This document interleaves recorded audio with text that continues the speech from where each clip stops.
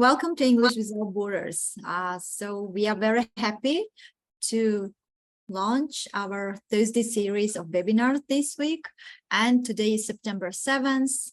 And today we have a beautiful lady. So we have a great educator from Turkey. And today we are hosting Gulbin Ozdemir, and she will talk today about various activities for making lessons interesting for learners. And let me give some introduction about our speaker, so you better learn about the experience of our speaker. So Gulbin is a teacher of English who teaches young learners and gifted students in Turkey.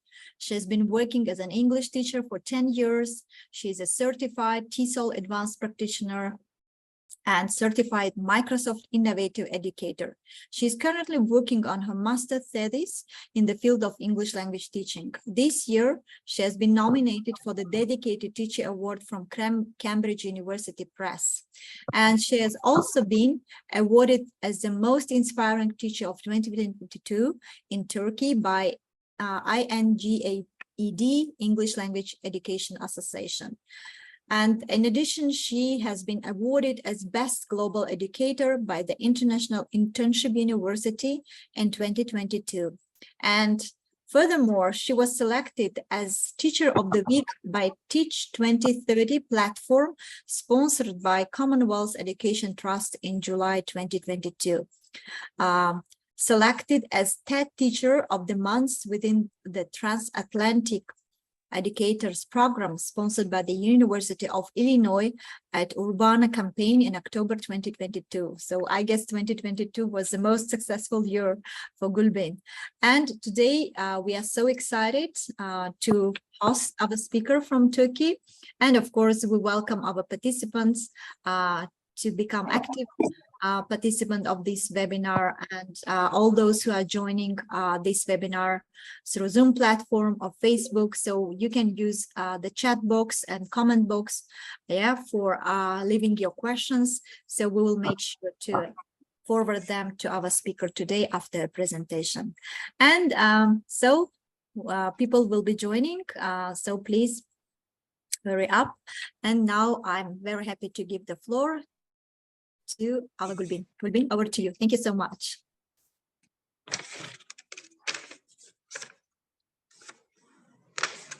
Gulbin, can you please unmute yourself because your microphone is muted.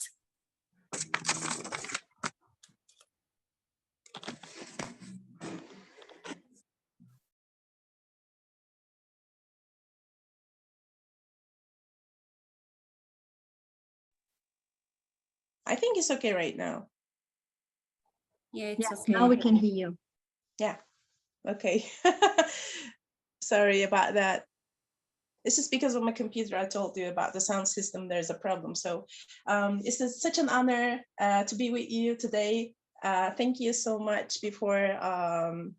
I want to say before I begin to my presentation, it's such an honor and such a great opportunity and such a pleasure to be with you all here today or tonight, this evening for you, this afternoon for us. So I'm gonna just quickly share my screen over here so that you can see my presentation right now.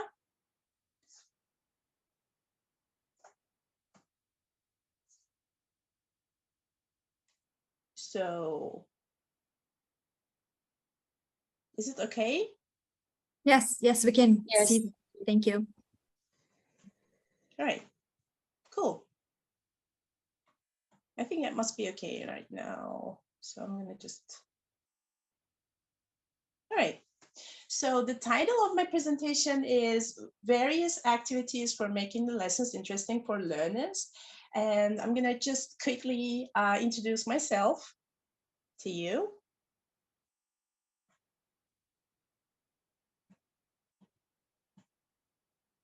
Okay, so that's me. It's because of the light, I look a bit brighter in the photo. But yeah, so an EFL teacher, so that means I'm an English teacher, and I've been working for 10 years already. And I teach young learners at a public school in Turkey. And since September 2022, I've been working at Civic Science and Art Center too. And that means we teach gifted and talented students at that center. And I'm a TESOL advanced practitioner and PDC facilitator for a nationwide project, and it's called English Together, and it's sponsored by British Council. And also I'm currently struggling to finish my master's thesis in the field of ELT. So that's me briefly. Okay, so table of contents, today's agenda, today's menu, we can just figure that out. So first, we're going to have the introduction and then why and how to use that activities and reflections and conclusions. We're going to just wrap up the presentation. Okay, let's begin with the introduction. If you just join me. Okay, I'm gonna start my presentation with a question, with a very, very simple question. It looks simple, but normally if we want to talk about this topic or this question, it's going to be a wider topic of discussion. I know it's going to take like days or months or a year maybe. So the question is, how do you conduct your lessons? Do you usually benefit from course books, worksheets, games or songs or crafts or smart boards, technology, apps? How do you conduct your lessons? Okay, so I usually benefit from the all listed above. I just wrote that down. But however, these are unfortunately not enough for young learners. This is the problem. If you teach young learners, normally course books, worksheets, games, drama activities, role plays, dialogues, whatever you just give, it's not enough because in Turkey we have 2 hours of instruction for per class, for per week. So it's not enough. That's why I just said we always need to color or vary our lessons with extra activities. So that's why I'm going to share with you the activities that I'm making, I have been doing with my students. Okay, so these are for opportunity to experience SFLE. So that means stress-free learning environment. I call it like this. This is normally not a theoretical one, but I call it like this because I just put the emphasis on the learning environment and I want it to be stress-free all the time. And it gives chance to explore to students because they explore how they can, manage to talk, manage to practice, or how do they do lots of things in different ways within these activities. And also it gives opportunity to practice, of course, because the most important skill is, to me, is speaking a language. So that's why practice is the most emphasized part in my lessons normally. And also chance to have fun, of course. Having fun is always at the top. Okay. So about the activities, this is the last one. These are simply extra activities that I've been doing with my students for years because I've been working with young learners for 8 years already in different schools, different kind of schools, but all for state schools, not private ones. So that's why these are so simple, so affordable, because you don't need lots of things. For example, if you're working at a private school, you have to have some, money and resources for lots of things. But it's state schools, as for the state schools, you don't have that kind of opportunities. And that's why these activities are really affordable and process-oriented and student-centered, because I just assign the task to them and then I wait for the responses and wait for the result. I don't, do everything on my own as a teacher. That's the most important part. And also they're collaborative and practical because I just assign the tasks for them and they can just work in pairs or they can work in groups. So it's up to them. And also they're beyond the comfort zone. So if you just teach a class like, okay, I'm just teaching, if you want to learn, you learn. If you don't want to, I'm sorry. So if you have this kind of motto in your mind, It's definitely not working. I'm sorry. And if you're a teacher like this, no way, you can't teach anything like that. So you have to do something for your students to step out their comfort zone. And also you have to step out your comfort zone to see the actual results and success, of course. So why and when to use these activities? Okay, so I just said these are essential for students because they prepare and they produce. This is really important. I find it really essential because all the procedure is done by the students. You just guide them, you just facilitate the teaching, and then all of the rest, like all the rest of the story goes along with them. They prepare, they do some research, they decide what they're going to do because you give them some options. Of course, you don't give like, okay, this is the task, go and work with your partner, work with your parents, just your parents, let your parents do the job and then come to me. No, it's not like that. You give the options and you guide them, and then you have the options for them to decide what they're going to do, and then they get ready for their performance. Of course, they can take some support, they can take some guidance from their parents or internet or anything else or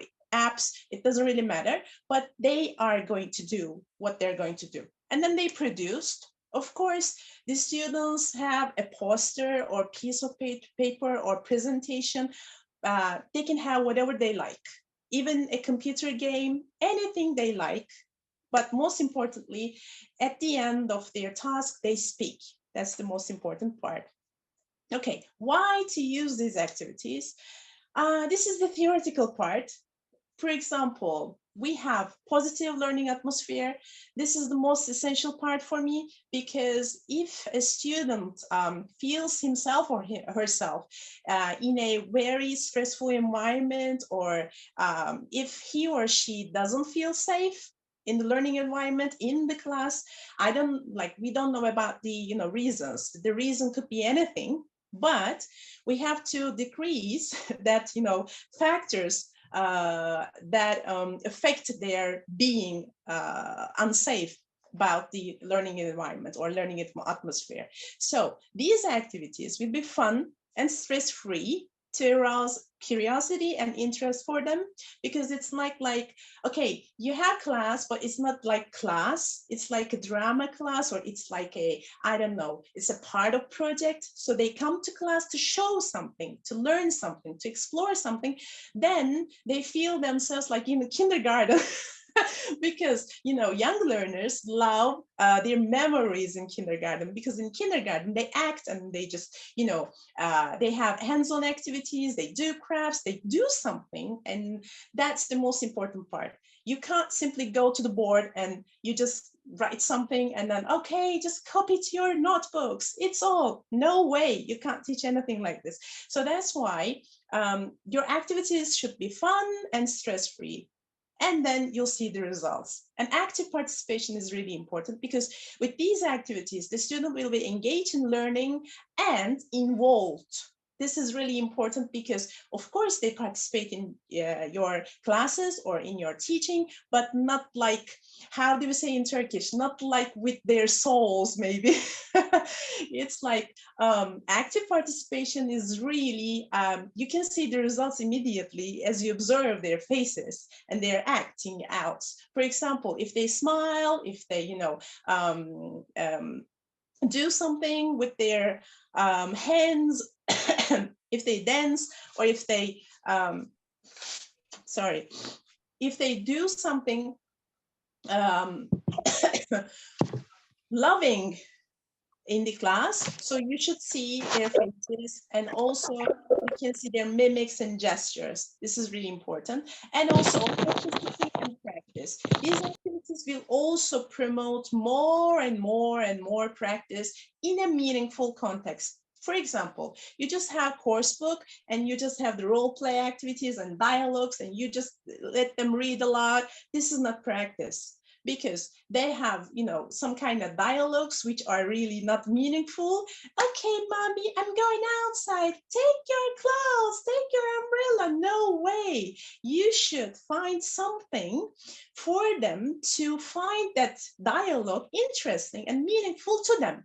And then you have to prepare some activities for them in order for them to find something in their real lives. For example, you can just role play as well. You can find examples if you know the parents. You can give examples from your family. For example, I have a son, he's 4-year-old, and I always, put the emphasis on my son. And also I have good relationships with the parents, so I just know their parents and I just follow them on some of them on social media. So that's why I just find some rights and actual appropriate dialogues for them to find that meaning in that dialogue or in that activity or whatever that is. So this is really important, STAR behavior. So it's an abbreviation of behavior: safety, teamwork, achievement, and response. This is respect, sorry. This is really important, that behavior. These activities provide that behavior for you to see in your young learners immediately. You can just observe immediately after 2 classes or 4 classes, it doesn't really matter, but it's not going to take so long, I promise. You can just observe. So how do I use these activities? So the first step is research, and the other one, preparation, performance, and reflection. Okay, they go their homes, their houses, and then they do the research, and then they prepare. And if they want to ask some questions, they can come to me. Always, they can just bother me on Facebook, bother me on WhatsApp. Like they can just ask, okay, teacher, if I can do this, or shall I do this? They're just free to ask anything. Even the nonsense or the most stupid question is welcomed by me. And also, this is the third one, performance. The third step is really important, performance, because you just feel proud and you feel motivated when you see them perform something. For example, you're gonna see that I organize some song contests, and when I see my students sing a song in English, it's like heaven. For example, they're just 7-year-old or 8-year-olds, and they just perform, and I really, really like that, and I feel amazed by their performance. And this is really important. Again, reflection part. These activities are extra, and after each activity, we have the reflection part. I give them sometimes worksheets, like with questions. Sometimes I just talk with them, like a discussion. And then I ask them how they felt while doing the activity. Was it really hard, or was it really fun, or was it I don't know, was it stupid, silly? Anything they can just write, or they can just write a letter and give it to me. It doesn't have to be a letter, but some kind short letter, let's say. They can just write, or they can just talk, or they can discuss how they felt about the activities and how they found the activities. Okay, this is the most exciting part, the activities, what you can do within your classes. Okay, so I have 2nd graders, 3rd graders, and 4th graders, because we don't have English for 1st graders at the very, very first year, because they have to, learn, read, and count. So we don't have English at state schools, but at private schools you can have, of course, but at state schools, English is taught starting by 2nd graders. So that's why I have 2nd, 3rd, and 4th graders, and I'm the only English teacher at the school. Okay, so these activities are like this. I just listed them: cake and milk day, greengrocer day, English song contest, and the 3rd graders, spelling bee contest, share your feelings, introduce your family, English song contest, and 4th graders, international cultural festival, counting contest, tell us about your day, science with me, and English song contest. Of course, I named these activities. These are not, These are not taken by any kind of websites. They're original, they're my ideas, so you can use it for free. I named them, but these are not like, you know, very, very theoretical activities. It's just practical. You can use them like with your young learners or adults. It doesn't really matter. Okay, International Cultural Festival. Let's start with them. So I had to cover the hats, the faces of my students, because I just give so much importance to privacy. And, you know, that's why you're going to see hearts on my on the faces of my students. So this is a picture from the activity. So with my that I did with my fourth graders. And the unit was countries and nationalities, and the learning outcome was the students will be able to talk about countries and nationalities. So that was learning outcome. And if you go like, okay, these are the flags and these are the countries and these are the nationalities, and where are you from? I'm from Turkey. Where are you from? I'm from Tajikistan. Okay, let's wrap up the lesson. No, you can't do that. So normally I work in Belek, and Belek is located in Antalya, and we have students from at least 10 different countries. So that's why I just take that advantage and I use it in my classes. So that's why I just thought to myself, okay, I can just make a festival. It's not a festival like really big or huge, but for the students, it's really huge. I promise that. You can be sure about that. And more pictures you can see. So the task was like, okay, if you have some traditional clothes at home, you can bring it. And if you have songs, you can perform. If you have anything, that could be anything, like you can bring, if you have at your homes, you can bring anything like coins, books, postcards, or like meals, traditional desserts or traditional drinks, anything you want. You can come and represent your country, and you are free to choose your country. Even the Turkish students, they can use or they can choose Spain or Azerbaijan or Tajikistan. It doesn't really matter, but they have to come with a costume that they design. Of course, they don't want to, I don't know, I didn't want them to buy anything, but some of the parents are always excited about this kind of, you know, performances at school. So they just go and buy something or they design something. But normally, I just told them, you can use whatever you like.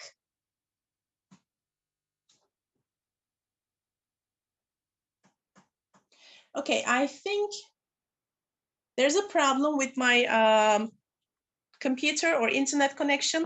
So I'm gonna continue on my phone. Don't worry. If I can, of course. Sorry about that.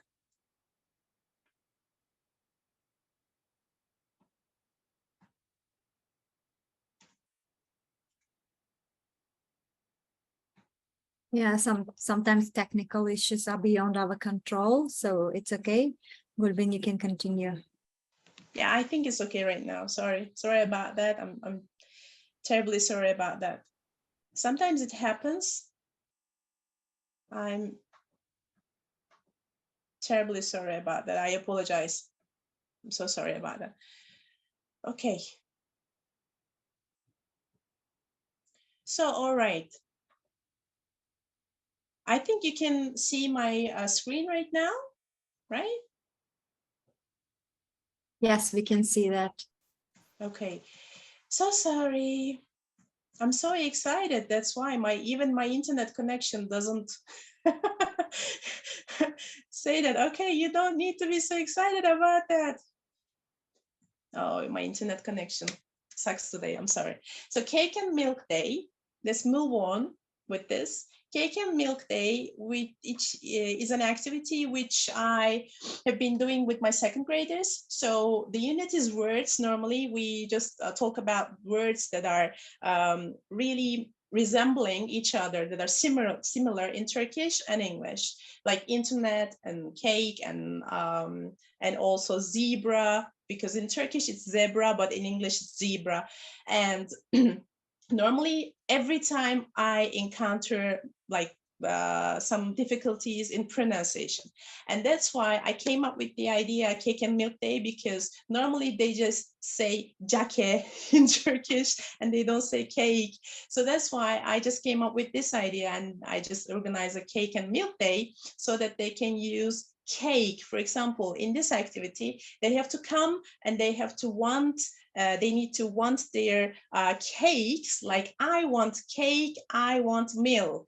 So that's a very simple sentence, but at the end of the activity, you're gonna see that jake is turned to cake immediately. That's the important part, and you'll see more pictures of the activity.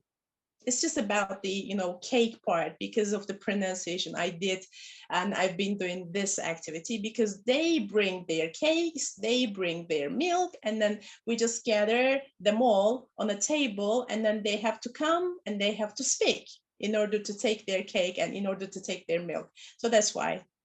Okay, Green Grocery Day. This is again the activity which I'm doing with my second graders, and the unit is fruits. And the learning outcome is the students will be able to talk about fruits they like and tell the others to do things by pointing at them. Okay, so we just had a great collaboration with the parents, because I gathered so many fruits, as much as I could during that week. So we just gathered them all, and we have some kind of organized, some kind of how to say, bazaar, and then we have the aprons, kitchen aprons, on the students so that they can come to the table and they can say, I want cherry, I want black mulberry, I want melon, I want kiwi, and then they can go to their desks, go back to their desks, and then eat in a very fruitful way. Okay, these are more pics. Okay, so share your feeling is an activity which I'm doing with my third graders, and the unit is feelings. The learning outcome would be the students will be able to talk about personal feelings and make simple suggestions. This is a hardworking student of mine. She's really keen on doing lots of masks and doing things like crafts because she likes it, and she did lots of masks for the activity. Okay, these are more pictures of the feeling. So I just simply do that like every week and every day. Normally, I did it like the period when the units took place. I just assigned them the task. They could use their masks, and then I would ask them, how do you feel today? And they would answer, I'm happy, I'm excited, I'm sad. And then we can just talk a little bit further. Okay, counting contest. This is the activity which I'm doing with my fourth graders, and the unit is classroom rules. And the learning outcome normally is the students will be able to count till 50. And I just came up with the idea, okay, 50, but they are so keen on counting till 100. So I just ordered these medals. Thanks to my principal, because they paid the I could just afford them with the school resources, let's say. So I just came up with this idea, and then all fourth graders would be able to count till 100 because of the medals. This is such a reward for them, especially for young learners. They love it. They love it. Tell us about your day. Okay, this is an activity which I'm doing with my fourth graders, and the unit is my day, and learning outcome is the students will be able to talk about their like daily routines. So I assigned them to make a video and then send it to me through WhatsApp. And then if their parents give permission and if they would like, we can just use their videos at class to show to their classmates if they would like, and if their parents give the permission. And normally this is a screenshot from a video. Normally they just take the video and they talk, and then they just show, and it's like a TikTok video. So they just love it. And also I gave them some options, like they could use some computer games, PC games, they could use their own dolls, Barbies or cars or whatever they like, or they could design some kind of, I don't know, characters, and then they could draw, and they could use some papers. But the only condition was to speak in the video. So they were like, okay, I have breakfast with my family and I read a book, so on and so forth. And they talked about their day. Science with Me is another activity that I've been doing with my fourth graders, and the unit is Fun with Science. And learning outcome is the students will be able to give short and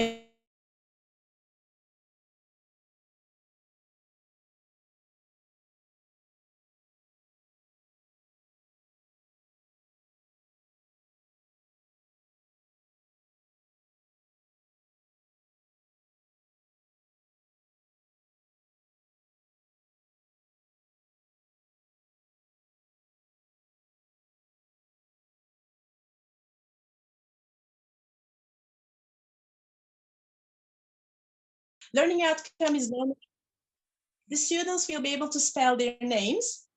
So normally we have that kind of learning outcome, but I came up with the idea to organize a competition at school, so that because we have 4 branches in the graders, so for third graders, it's a great opportunity to memorize the alphabet and also to spell their names.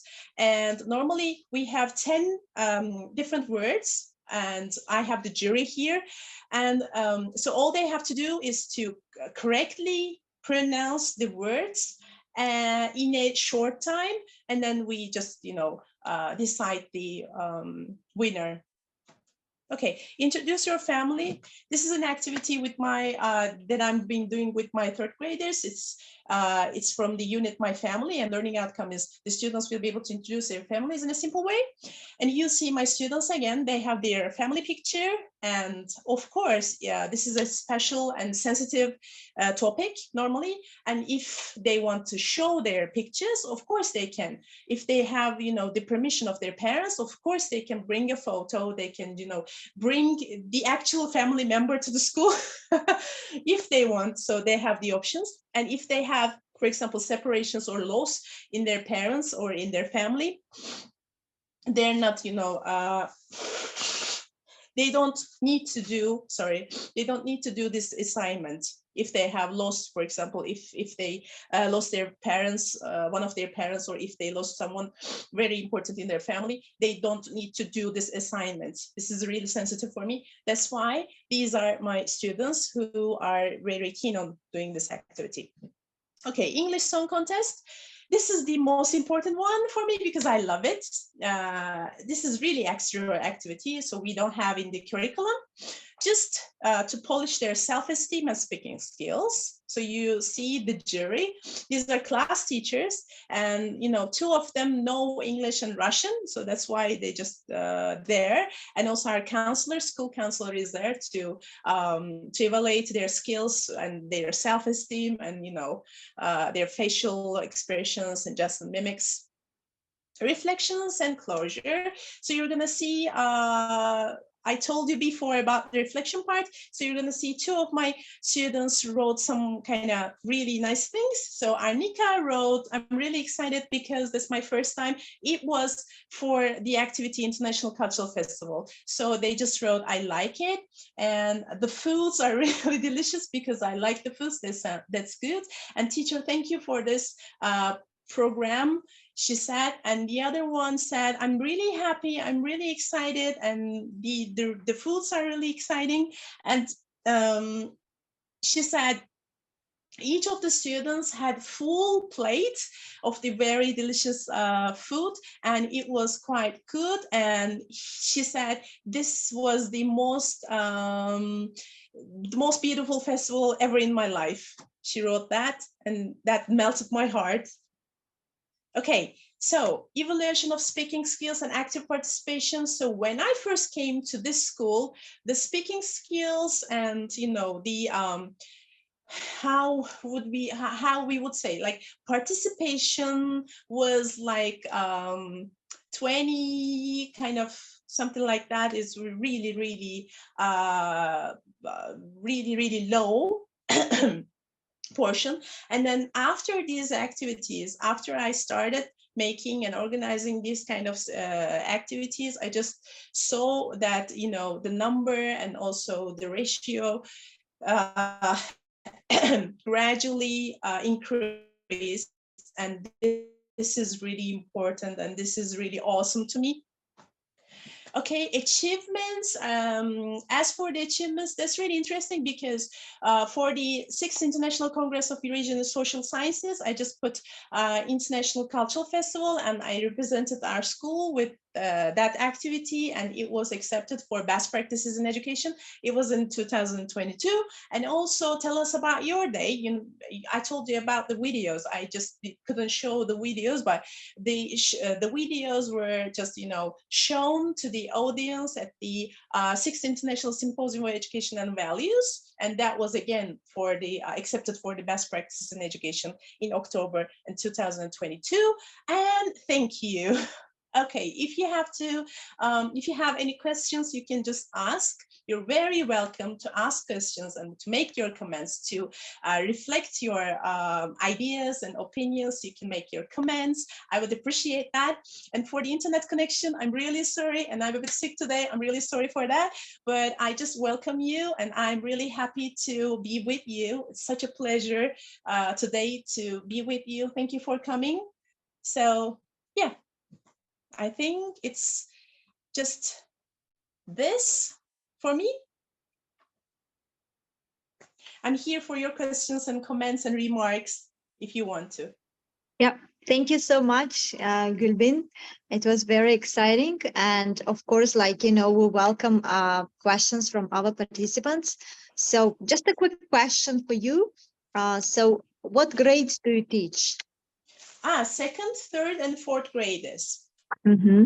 So they're aged between 7, 8, 9, and 10. Mm-hmm. Okay, so you teach different levels, yeah? Yeah. Mm-hmm. Okay, that's very interesting. But they're all young learners, so they're just too young and too sweet. So that's why I have to, organize such activities, because it's not, it's because of the time limitation, because per week you just have 2 hours of instruction, just 2 hours per week English. So you just go to class and you have 2 hours, and 2 hours is 80 minutes normally, because 1 hour of instruction takes 40 minutes. Mm-hmm. And in 40 minutes for young learners, you just have to do lots of things, and you have to declare yourself like superwoman or superhero or heroine, something like that, because you have to deal with so many things. You can just go to your class. It's not like, okay, we're ready for you, teacher. We are so ready for you. You can teach us. It's not like that for young learners. You can see crying students. You can see, some naughty students. You have to deal with your classroom management. So that's why these activities rescue. Yeah, exactly. Yeah. So we have a question from our participants.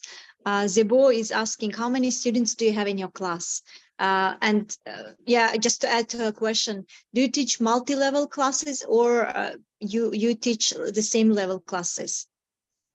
I could say same level classes, because I could say that, because their success or their level of achievement or level of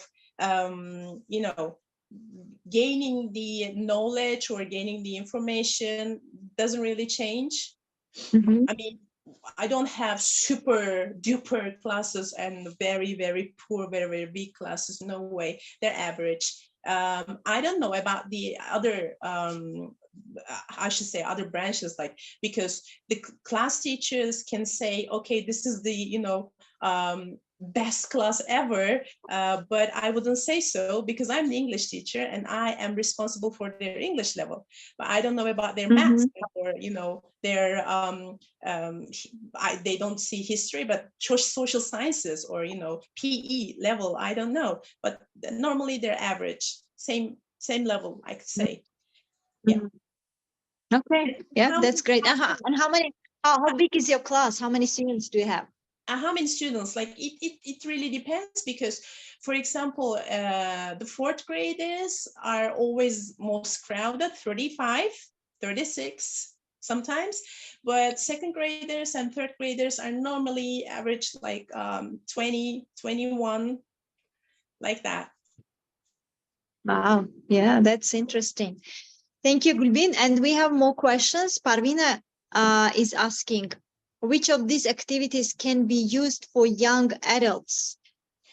Young adults. They could definitely use Tell Us About Your Day because that was really interesting, and also intercultural festival would be appealing to them because when you give options, especially when you particularly when you give the option to use or to benefit from technology, they love it. For example, Tell Us About Your Day was the pick point for me because I just gave the options. Okay, you can use your dolls. You don't need to appear in the video, but you have to talk in the video. And even the parents were so excited. For example, we had coming from school and going to school. They just really did that in the video, especially the parents were so excited. And sometimes they're fourth graders, so they're like, I don't know, they're not kids, they're not teenagers, it's in the middle, and they are having their TikTok accounts.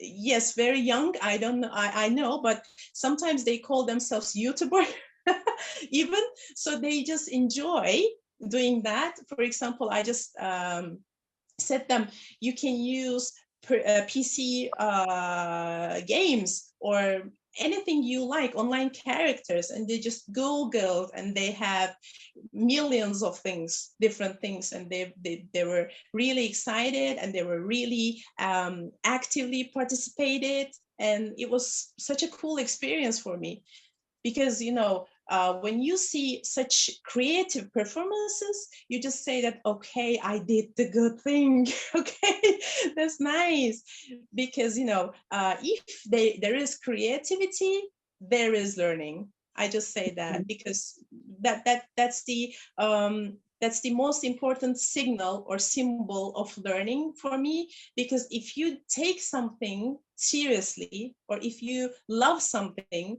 so much, you just go and do that research so intense in a so intense way, so that you could please yourself with learning, and you could please your teacher as well. That's really important for me. So I just observed that results with my students, and they could use that one, the festival, and Tell Us About Your Day, and maybe medals as well, because competitions are always functional with students, even for the adults. Medals are important. Yeah. Okay. Thank you, Gulbin. And we have next question from Zebuniso. She's Mhm. asking, what challenges do you face teaching young learners? Ah, which one I should say? So to be honest, you could just list lots of things actually, because young learners are the most how to say, are the best ones and are the worst ones. But it depends how you use your audience, how you use your students. I'm going to say use, because you have to use your techniques and strategies and methods. You have to find the appropriate one, and you have to try a lot. And that's the most challenging part. For example, you just come up with an idea and you try, but it doesn't work.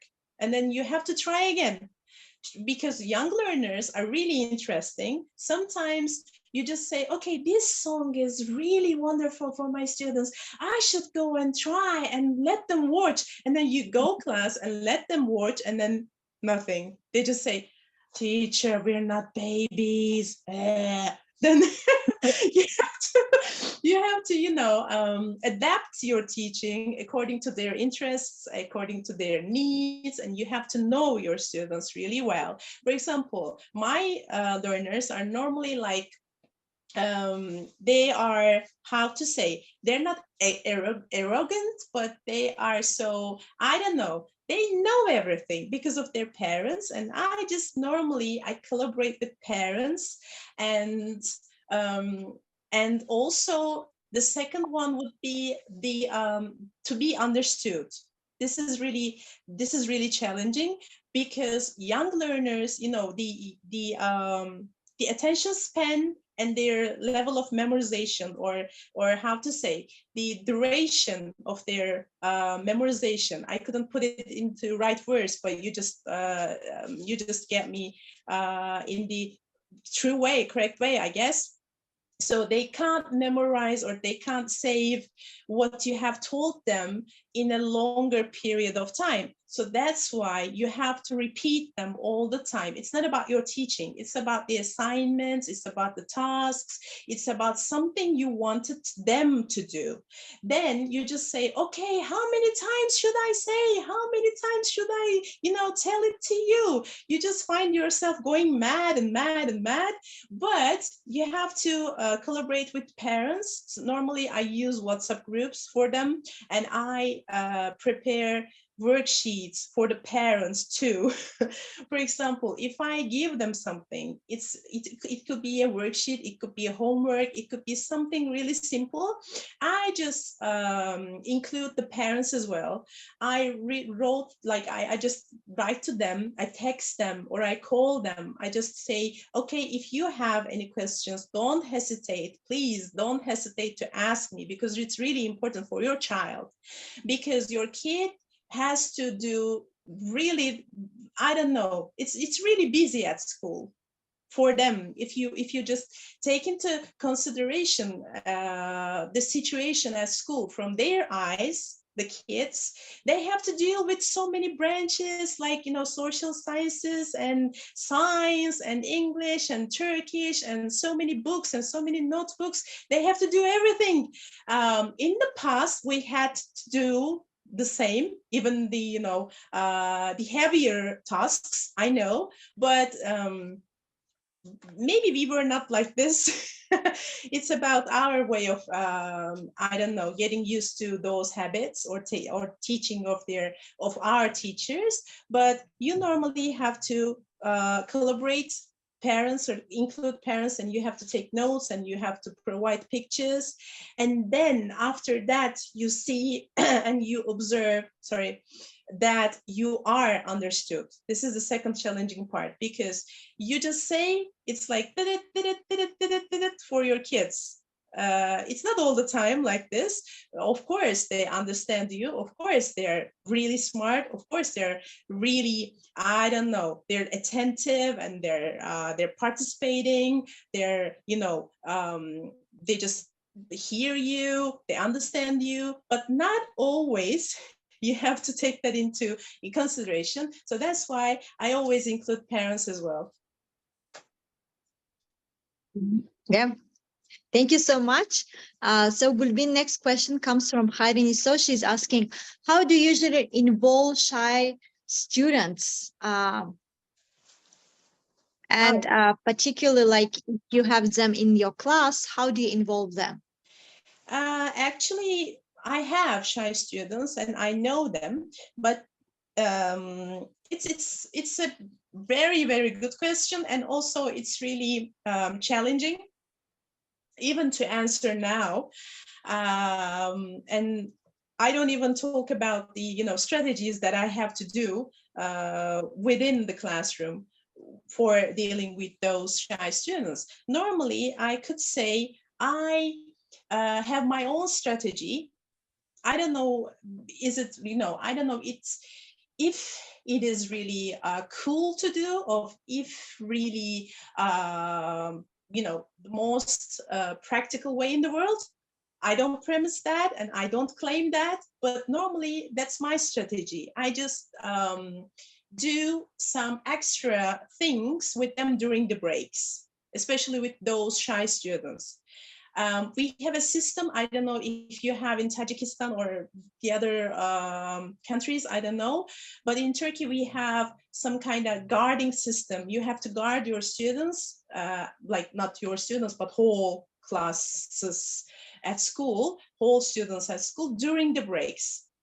You have 1 day per week, you have to guard the garden, you have to guard the floors, you have to check if everything is okay. It's like a police officer. So it's a guarding system. So I use that day to deal with those shy students. I just know that they're shy, or they are, they're not, it's not that they're reluctant to do something. It's not that they don't want to participate, but they're shy. I know. And then I just call them to play with me, like personally. For example, I just like, we have the full like full corridors full of students, and I get them a ball, and then we could just use that ball in the garden or in the floor. I just find, I don't know, some kind of interaction moments with that shy student, particularly with that shy student, but out of the class, not in the class. Because if you put the pressure on your shy student in the class, it is dead end. And you can't expect your kid or your child to be actively involved in your classes anymore. If you put the pressure just for once, if you like force him or her, it doesn't really matter. It doesn't really matter how soft you are or how soft your language you use. It doesn't really matter. It is offensive for the child, for that shy student. So I use those times that we have to spend, or we need to spend, like for resting. I just usually spend those times with those shy kids. I just call them, or I like give them rewards. And also in the class, normally they you see they just start to participate in your class after those moments that they spent with you during the breaks, because you just give the feeling to that shy kid that you are safe to speak, you are safe to interact, you are safe to communicate.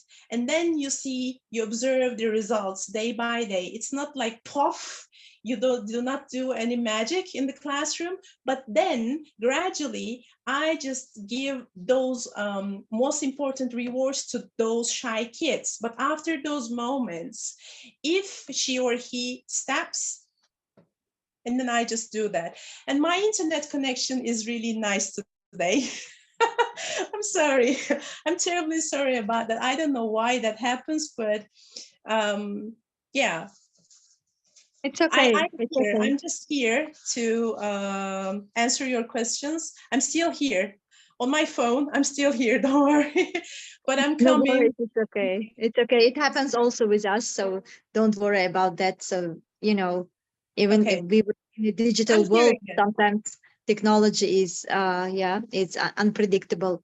So, we have next question from Zebuhon. She's asking, do you also use teamwork with your youngest students? Youngest students? Sorry, I didn't get it.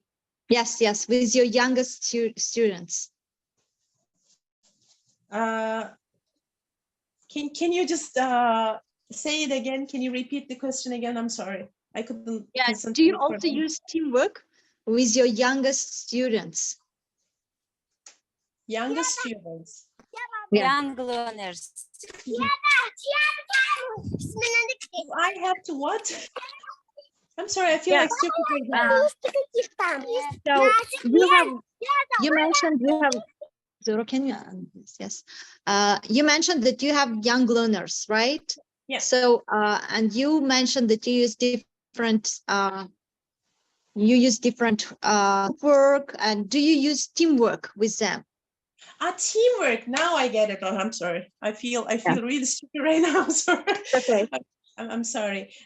Teamwork for the youngest ones. It's a very tough situation. Actually, you need to be really, really careful about that. It's especially if you're in a crowded class, you have to be really careful and you have to mind every step you take with the teamwork, because in theory, you just say, okay, you just learn, okay, teamwork is really good. I can try it in my classroom. And then you just say, I don't want to work with that boy. I don't talk to him. Even for the youngest ones, it's just so hard, because sometimes the girls are having the, most challenging situations, are just, are taking the, how do we say in English? They are so stubborn not to take action or not to take any responsibility in your group. So if you know some leader ones in the classroom, some leader students, if you have in the classroom, you can have, for example, 3 groups. If you have 3 leader students in your class, that would be amazing, because that leader one would just shush them in a moment like a teacher, and they would not complain about anything else if you have teamwork. But you need that leader one. And also, if you have popular students in your classroom, for example, if you have 4 popular students, you can have 4 different groups, because especially boys normally have like 3 or 4 popular ones in the classroom. You just observe it and you just know their performances and talents and interests, and you could find, if you could if you could find the most appropriate topic for their interests and needs, that would be awesome to see them working in groups, because even in the right ones, even in the appropriate ones, you just see that in the group, they just take their responsibilities so seriously because of that popular guy or the leader one.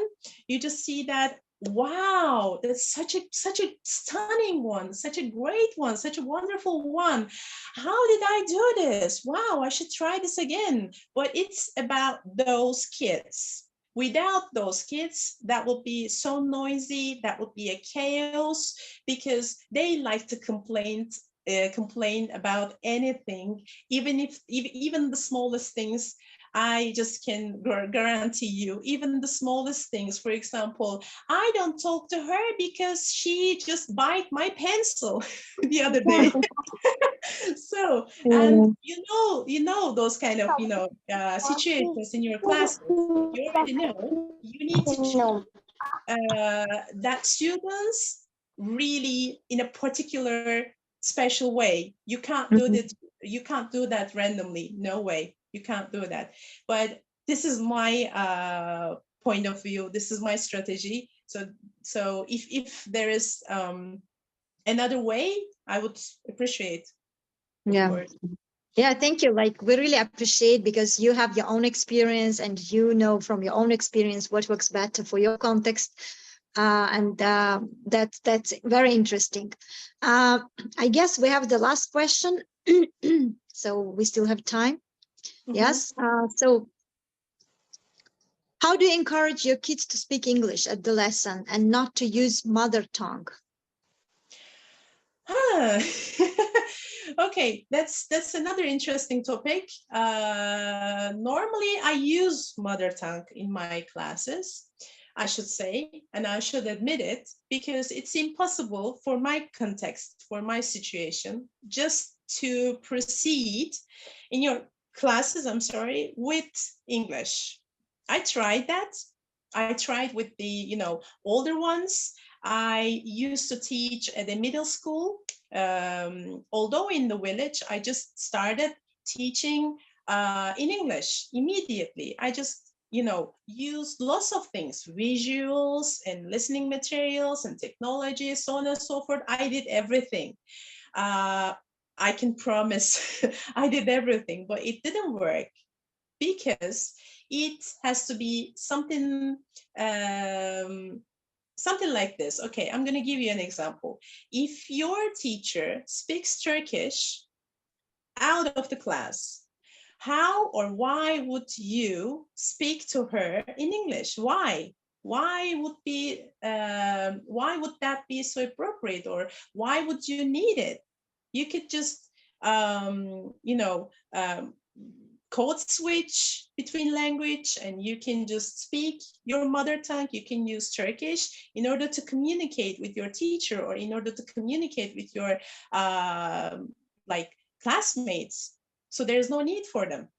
But if you collaborate with, for example, if I were someone that could speak only English to them, that would be amazing, because they would know that there is the only way that they could interact with their teacher is to speak English, and there's no other way. That would be awesome. But normally what I do is to show them that English is a must. English is a need, even at the very young ages. Normally I do that in a so simple way because of the location of my school. This is really heaven for my situation, because Belek is really popular for 5-star hotels and golf courses, and it's a touristic center. So that's why they know that English is really important to them. And if I talk to them in English, they have to answer back. They have to respond me back in English. They know that. But because of the location and because of the circumstances. But yeah, I tried that when I just first started teaching, and I failed. But now I am trying to do another thing. For example, if I change my school, or if I just have to teach at another school, another location, another circumstance, I have to do something to promote the use of target language in the classroom. So I should do something. So I came up with that idea that I have to collaborate my students with international students. For example, they don't need to be from Canada, America, or England, Britain, or anywhere else. They can be from Spain, they can be from France, they can be from South Africa, anywhere else in the world. It doesn't really matter. So I came up with the idea that I could use this, and I could turn this to an advantage, because I failed that, I know. I could just go for a meeting with my students and the other ones, and then I just started another initiative, like an extra activity, and I call it virtual meetings for International Education Week. And I did that, but I didn't include them in the presentation. I did that with the young learners and also middle schoolers. That was really cool, because I had students from Canary Islands and Spain and Moldova and also Qatar. And that was quite interesting for them to see their reaction, because in front of the laptop they were like, are we gonna speak English? Oh! So they were so excited, and they were, okay, teacher, you're speaking English, I can speak English too. But what would I say? Then I would just prepare them like 5 sentences or 10 sentences, little by little, really small steps, like gradually increasing, little, and then they would say, okay, hi, my name is blah, blah, I'm from Turkey, I'm 10 years old, I like this, I don't like this, I hate this, and my school is this, blah, blah, blah, blah, blah. And then I saw their reaction. I was just amazed. And they were like, okay, teacher, I think you should start teaching us in English, and you should, communicate with us in English. And then I remember having some kind of, I don't know, more than 10 students coming up to me during the breaks. Teacher, can we practice in English? Oh, that would be so nice. I can talk to you in English because you're safe to speak. Because, if I make mistakes, you don't say anything. You don't, scold me, or you don't go mad at me. You don't get angry. So I would just, easily express myself. But these were happening in the Art and Science Center, not in Belek, because Belek is, already popular and it's already a touristic place, and already they know the importance of English. They already know, the parents and the students, they're aware of the importance of English. But the Science and Art Center is located at somewhere else where we don't have those 5-star hotels. So that's why that was really amazing to see them. Although they're gifted, they're so smart, they're talented, they are amazing, but their English level is not so high. So that's why they were, feeling a bit low about, a bit less motivated about using English. But then after those virtual meetings, they were so excited. They were so amazed by the results. Yeah, that's very exciting. That's very exciting. And so maybe just the last question we have. So can you recommend any websites where you can find really great resources for young learners? Maybe you can write the website in the chat box so everyone can see that, and we can also share it on Facebook, because the majority of our participants today, they are joining from Facebook as well. Okay. That's really nice to hear that. Normally, I could just simply say they could use British Council website, because on that website, the activities are so exciting. And also they would use live worksheets, because young learners are so into those, into doing those kind of worksheets, because they listen, because of the worksheets are itself like themselves. I can't speak English, so sorry. The worksheet itself is full of listening activities and speaking activities, and this is really cool to see them listen first, and then they can practice. And also we have another one. I could, but it's in Turkish. It's not international. But I can just maybe I can just write like that. But this is for Turkish students. This is not for international students. I'm sorry for that. But normally British Council, and also live worksheets. If you go online and write live worksheets, you can just find lots of, maybe million of worksheets from international teachers. They just put so much effort and so dedicated to share their affordable worksheets and original worksheets. Or I don't know. I think these are the most popular ones for me. And also this one, they have puzzles. The website that I suggested for Turkish learners normally, this is really nice because it is interactive, and it provides interactive puzzles and crosswords, such things like that for young learners. But British Council is the best, I should say. All right. Thank you so much, dear Gulbin. So it was very interesting. And on behalf of English Without Borders Network and our participants from Facebook and Zoom, let us extend our deepest gratitude for a great job. And of course, we are looking forward to more webinars with you. Thank you. And on different topics as well. So, dear all, thank you for your participation. Those who are watching us on Facebook and through Zoom. So, thank you so much for your active engagement and using this moment. We wish all of you to have a good evening. And for you, once again, Gulbin, just thank you so much for an interesting webinar. Thank you so much for your dedication to ELT World, and also thank you for hosting me, and thank you for your kind. So much. Yeah, and we'll hope to see you again in the nearest future for EWB webinars and other activities, online activities. Thank you, dear all. Have a great evening and see you next Thursday on our usual webinar series. And tomorrow we have a speaking club on Telegram. Please join us. So we are going to have a very exciting topic, toxic people, who are they and how to deal with them. Thank you so much. Thanks a lot. Yep. Thank you. Bye-bye. Okay, bye-bye.